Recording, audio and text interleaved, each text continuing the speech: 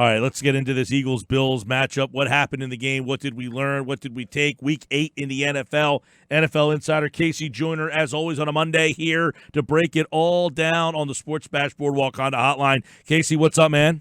Hey, bright sunshine the day after they win, right? Right after, it was like about 10 minutes after the game was over. All of a sudden, the sun came out. It was beautiful out. It was like all is right again with the Eagles. What did you see from the Eagles that makes you, or maybe you don't believe yet, but what was different about that team yesterday that was like, where has this team been? They didn't have a choice but to lean on the ground game to play smash mouth football. The winds were not going to let them do anything else, but it showed them that, yeah, this is kind of what you should be doing. I thought that was the big takeaway from the game. You got to smash mouth more. Do we think we'll see more of that? I don't. I don't either. They didn't want to. They did in the first quarter. They started off going, and then there's the second drive, and they go, we're going to throw the ball. I'm looking at going, my God, what are you guys doing? You need to power run the ball. But when they got back to power running the ball, that worked for them. Yeah. Now, overall, the secondary has been a big question mark for this team. They got Mills and Darby back. Did they play well, or is Buffalo's offense that big of a problem? I think they did play well. I mean, but you got to consider the competition. Buffalo just doesn't have any receiver other than Brown. There's no receiver or tight end that you have to worry about. And the Eagles were playing a lot of man coverage where they said, fine, we think we can keep up with your guys no matter who you line up against. And they kept Brown in check. I mean, I think he had 8 targets. I mean, he had a significant number of targets. He only caught 5 catches for 54 yards, so he kept him in check. And they didn't have to worry about the deep pass. There was one deep pass early in the contest that Allen overthrew. And again, it was because of the winds, and you could just see that this was not going to work. So I think it was a combination of factors, but you can't take it away from them. They did perform well. All right. You also saw yesterday the Eagles run the ball really well. Is this a really good running team, or was Buffalo's defense exploited a bit? I mean, Buffalo's defense had been pretty good. Those defenses have been pretty good. I didn't think they were great against the run all year. I think they've been good against the run. But if you start in the last drive, that touchdown drive at the end of the second quarter, if you take that until the Eagles get up 31-13, if you take those drives, the Eagles had a 67% good blocking rate on offense. And mind you, 50% you'll lead the league if you have that for the course of the season. So 67% in the game is a fantastic number. So when it came down to it, and it came down to crunch time, they had to lean on the ground game. That's what worked for them. And I don't think they can count 67% every game, but they can count on a higher percentage if they'll lean on it. Yeah, and we know that no Deshaun Jackson yesterday, so they didn't really have a lot of success down the field. But what did you think of the way Wentz kind of managed the game yesterday? Liked hitting Ertz late in the contest on that last touchdown drive, finding him and not getting away, not letting Buffalo take away particular receivers. They threw at Tre'Davious White. I thought that was a surprise to throw at him as often as they did. They didn't have a lot of success, but they were telling Buffalo, we're not going to let you dictate to us on that. And that 38-yard catch to Alshon Jeffrey, he beat Levi Wallace in coverage. Wallace's metrics, I mean, Tre'Davious White gets a lot of play as a great cornerback, but Levi Wallace has had metrics that are nearly as good as White's this year, and they beat him for a 38-yard completion. So that was a big plus in this weather. Yeah, pass rush, too, for Philly. I thought Fletcher Cox maybe had his best game. He did, and actually one of his best plays came in the ground game on that fumble. The Allen fumbled, and that really turned the game around. On that play, Cox took the guard, Feliciano, and he shoved him back into the center. The center was doing a pull, and he shoved, and he tripped the center. And so the center was in the way, and it threw the whole timing of that play off. And then Allen had to try to make a little cutback, and I think he lost. He didn't realize somebody was there to knock that ball away. But his play on that play, his pushing in the lineman into the backfield on that play, that's what made the difference. KC Joyner, Eagles beat the Bills yesterday, 31-13. That's a good Bills defense. Were you surprised that Philly was able to score 31 against that team? I was surprised that they were able to put up that many against that team. I didn't think Philly would have that kind of a big play potential. But again, leaning on the ground game, they attack the weakness of the defense, and I know they didn't hit a lot of big plays in the passing game, but they did not let Buffalo dictate. So we're going to find a way to go who we want to go to, and I think that led to them being able to hit Ertz late in the contest, because a lot of teams would have said, hey, they're taking their best corner, putting them against Ertz, and we're just going to forget Ertz and we're going to go elsewhere. And the Eagles said, no, we're not going to do that. We're going to keep going to our guys, even though you have top guys out there. So I like the stubbornness and bullheadedness to say we're going to go against you because we think you're good, but we think we're good too. All right, they get Mills back. They get Darby back. Looks like Jernigan's going to be back this week. They're going to get Jackson back at practice, it looks like, on Wednesday. Are things beginning to turn around to where we start to say this is going to be a different Eagles team than we saw the first 8 games? if they get Jackson back, that makes all the difference in the world. Because if you're trying to play smash mouth football, you got to smash mouth, but then you got to be able to make defenses pay with over the top passes. You got to be able to hit vertical passes, and they haven't been able to do that. But you look at they got Chicago, really good defense, but the defense has not been playing as well. The bye, they've got New England. New England has not faced a team that will smash mouth them, so I think Philly could actually fare better in that contest. And I think Seattle, Miami, the Giants. I think there's a number of teams that Philly will go with the smash mouth offense and hit vertical passes off of that. I think they can have some success down the stretch. Yeah, it should be interesting to see, as you mentioned, Jackson getting back, what that does, to add a little play action to the game, because it's something that they really are still kind of struggling. They ran the ball so well yesterday that they didn't have to take that deep shot down the field, and the one time they did it, Alshon was there for it. He was, and if I'm looking at the schedule I just mentioned there, I would use my red, yellow, green ratings. Red is something to avoid. Yellow is an okay matchup, and green is a fair matchup. The next 3 games they have red run defenses, so they're going to have to find a way. And Chicago, I'm iffy on. I might rate them as yellow, but the next 3 are red. But 4 of the last 5 teams they face have green rated run defenses. So I think if they can keep that ground game going, especially in that last quarter stretch of the season, it's going to really pan out. Yeah, you wonder what's going on with the Chicago defense. We'll get into them in just a minute. Let's take a look at Week 8. KC Joyner breaking it down and seeing where everybody stands. All right, Seattle goes on the road, beats Atlanta. Atlanta with the backup quarterback. They got out to a big lead. Atlanta fought back. Give them credit. They fought a 1-7, though. What a disaster their season has been. But what about Seattle with a win on the road? Seattle, good win on the road. That's a team that can be a trap game that you think, hey, it's a bad team and we're just going to not play down to their talent level. They didn't quite do that. And I keep looking at Atlanta. You look at Freeman trying to reach that ball out near the goal line and stuff.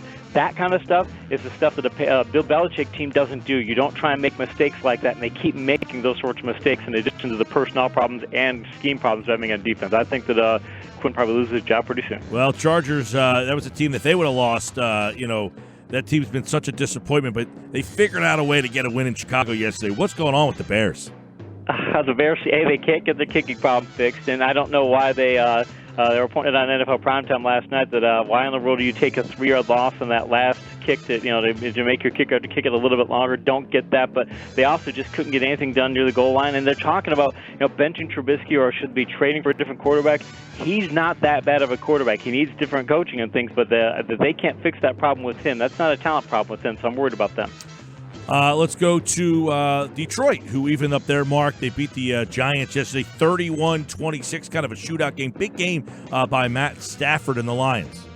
Yeah, big game, and it shows that they'll be able to get the vertical passing game going. But, I mentioned those red, yellow, green ratings. The Giants have green-rated quarterback in Janoris Jenkins, green-rated quarterback in Grant Haley, green-rated free safety in Antoine Bethea. So I think a lot of that had to do with the Giants' defense being as bad as it is. But give Detroit credit for it. If they face a bad pass defense, they can hit passes.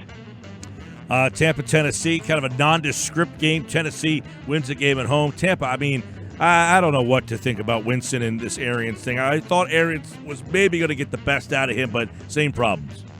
Same problems. And Winston's just not – look, he's a guy who everybody's tried to coach him out of making those mistakes. The thing is, I keep looking at Winston and going, if you put him back in the 1970s and he throws this many interceptions, everybody was throwing that many interceptions back then, he'd be just fine. Today, you just can't get away with it. If you're making anywhere near as many mistakes as he's making, because so many other quarterbacks are getting away from throwing interceptions. The trend of the league is just fewer and fewer interceptions. So he's just a guy who's in the wrong place, wrong time as far as in the NFL goes. Got to win ugly, and the Colts did it. 15-13, had to come back. Brissett didn't play great, but somehow they found a way. I still Joe Flacco talking about his team not being aggressive late in the game, and you hear him saying that about his team. Look at the Frank Reich team, and they keep finding a way. They're well coached. They don't make those mistakes that Atlanta's making. They're like a Belichick team, but they also keep fighting and finding percentage ways to win, and they'll be aggressive in times when Denver isn't. By the way, Flacco's now looks like he's out this week with a neck injury, so 2-6, and they're going to get worse. Wouldn't be surprised if we don't see Flacco play in Denver again after the comments he made after that game, which were somewhat entertaining. Cincinnati going through a woeful year. They lose to the Rams 24-10. The Rams get that win, which they needed. This game was in London. What are we thinking of the Rams about halfway through? I think they're still, they're funding so much of the passing game through Kupp, and that's great, but they need a wider variety of receivers, and hopefully Cooks, when out of that game with concussion, hopefully with the week off, he'll be able to come back. But they need to diversify their passing game because Cooks and Woods haven't been doing enough, and they're getting a little more production out of their tight end. But if they don't diversify and get more out of the receivers, if they just are a one-receiver team, they're going to find a team that can shut down Kupp, and when that happens, it's going to be a bad formula for them. KC Joyner breaking down Week 8 right here on the Sports Bash. Saints win big. Breeze back. Looked like he didn't lose a step. Arizona had won 3 straight, but the Saints just blew them out. They did, and now the Saints, think about it. Kamara's been out, but now they got Kamara and Murray. They can go back to that 1-2 punch they've been wanting to go to instead of leaning to on Kamara. That makes them even more dangerous. And now, again, they've got the backup quarterback to, if something does happen to Breeze down the stretch. I mean, this is a team that's right now slated for a Super Bowl run because they can do everything well, including shut down the ground game, which they did again yesterday. All right, over to the Jets in Jacksonville, which neither one of these teams seemed like playoff teams, but I guess Jacksonville has kept them in the conversation in that watered-down AFC. I said one of the most interesting things is going to be when Foles comes back. Is it Minshew or Foles? I go with Minshew because I know you paid money to get Foles and all that. You made a commitment to him, but the way Minshew has played, the Minshew's helped that offense stay competitive, and he just has that certain moxie, the thing that doesn't get measured a lot of times in metrics and things, and I think Foles can go back to being in the backup situation again, which Unbelievable. He's getting paid for it, but it's tough. Unbelievable. And we thought Minshew Mania had died out a little bit. It came back for just a little while yesterday. Statement win. Carolina goes to San Francisco and beat 51-13. It was the defense, though, that was just unbelievable for the 49ers. They're undefeated, 7-0. Carolina falls to 4-3, but what did we learn about the Niners? They could be the best team in the league. I know everybody's talking New England and things, but if I'm looking at the most complete team, 49ers have an offense, and the 49ers have a very powerful defense. And I said this 100 times, keep beating the drum. Power football works. It's worked it's never not worked in the NFL, and San Francisco is showing that if you can play power football on offense, you can play power football on defense, you will win. You don't have to be one of these spread pass happy teams. Cleveland and New England. Browns fall to 2-5. Patriots win. This is a twofold one. I mean, what do we know about New England other than Brady Belichick and they win? We just assume they really haven't beaten anybody. And is Cleveland disappointing? Did they have too much hype? I mean, I think there's another story there.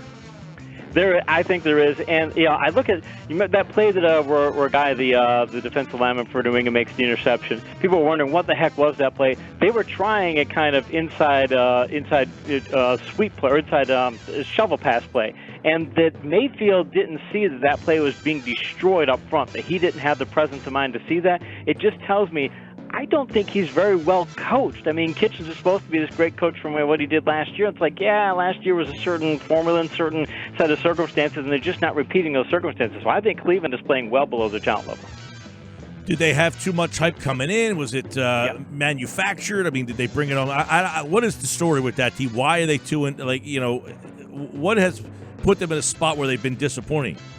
I say, yeah, they did have a lot of manufacturers. Bill Parcells saying, you are what your record says you are. When they started the season, they were 0-0. They'd done nothing to earn all the hype that they had done. I think they've complexified the offense. I think they made it too complex. They added some elements and things that they didn't have last year, and I think Mayfield is struggling with them. And again, New England just finds ways to take away what you do well, or in the case of Chubb gets a 50, 60-yard run, and they still strip the ball away. They find ways to, even if you do things well, they find ways to counterpunch you. But I'm with you on New England. New England faces a team that could go in there and punch them in the mouth. It's going to be a different story for them down the stretch because so far they haven't had any team that can go toe-to-toe with them. Well, you can make an argument, Casey, that either Buffalo or Cleveland's the best team they've played so far. Yeah, and Buffalo is a very, very limited team, and Cleveland is what they are. But, hey, they got Baltimore this week. They've got some really tough matchups down the stretch, so we're going to find out what New England has because on offense right now, they're not a great team. Oakland and Houston. This was a good game. Houston comes back late to win the game. Houston's such a hard team to figure out. You figure at home against Oakland. What are we learning about both of these teams? Because Oakland has fought hard the last 2 weeks and come up short. Yeah, Houston, we're finding out that they're inconsistent on defense, which is a problem that's going to get even worse with J.J. Watt out with a pec injury. they have some inconsistency on defense, and I'm with you. I keep looking at them going, do you want to be a vertical team? Do you want to be a running team? What do you want to be? And I still think that they're still struggling with that. And Oakland is trying to do whatever it can to win games, and I still think they have a talent discrepancy, especially on offense and the receiving core, and I think they need some upgrades. But Gruden's got them trending in the right direction. Got to give him credit. Yeah, and Houston wins that to stay on top with the Colts in the South. Green Bay, great game last night against Kansas City. Would have been a lot of fun with Mahomes back there, but Rodgers, they're 7-1. Is Green Bay, you got San Francisco, Green Bay, Minnesota, Seattle. I mean, where do you put Green Bay in the hierarchy of the NFC? I probably put them behind New Orleans. I put them behind San Francisco because I'm still not convinced that their defense is that great. I mean, Matt Moore, no disrespect to Matt Moore, but he shouldn't be able to put up those. That should have been a game. They got out to a big lead early, and they should have been able to keep it, and they didn't. And again, I know Kansas City's got a lot of other talent, and Andy Reid's very good at play calling for backup quarterbacks, but that's still a game I think Green Bay should have won more handily than they did. So I think they've got some weaknesses that could be exploited. Yeah, and of course, Green Bay at 7-1, they're only lost to Philly, and oddly enough, Atlanta 1-7. They're only winners against Philly, so that's why the Eagles are 4-4. They beat the best, they lost to the worst. They're Tomlining.